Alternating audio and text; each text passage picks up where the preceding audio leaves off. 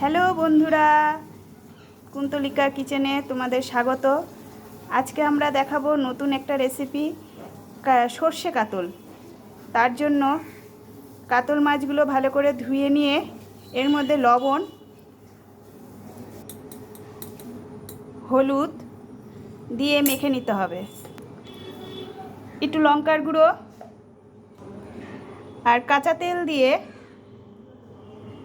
ভালো করে মেখে নিতে হবে।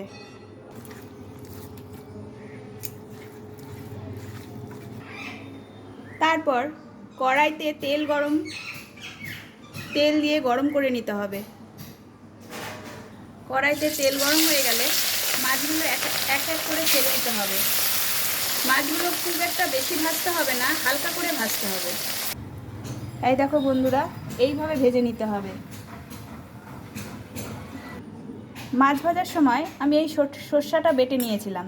তার মধ্যে একটু হলুদ, দুটো কাঁচা লঙ্কা সর্ষের সাথে বেটে নিয়েছিলাম, লবণ, চিনি,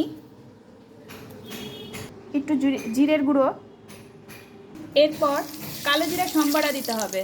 সম্বারা দিয়ে যে পেস্টটা বানিয়েছিলাম সেটা দিয়ে দিলাম। এবার এক এক করে মাছগুলো ছেড়ে দিব। মাছগুলো ছেড়ে দেওয়ার পরে একটু কষতে দিব। কয়েকটা কাঁচা লঙ্কা চিড়ে দিয়ে দিব। দেখো চারিদিক দিয়ে হচ্ছে তেল ছেড়ে দিচ্ছে মশলাটা। এরপরে একটু গরম জল দিয়ে দিতে হবে।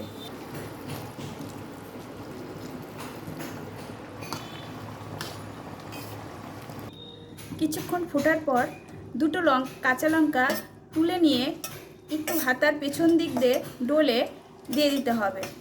এটা দিলে কাঁচা লঙ্কার যে সেন্টটা সেটা খুব সুন্দর লাগে। মিষ্টি ঝালটা একটু দেখে নিয়ে রান্নাটা কমপ্লিট করতে হবে। আমার রান্নার মিষ্টি ঝাল একদম ঠিক। এবার আমার রান্না কমপ্লিট। দেখো বন্ধুরা, কি সুন্দর কালার হয়েছে। আমার রান্না যদি ভালো লাগে তাহলে লাইক, শেয়ার, সাবস্ক্রাইব করতে ভুলবে না।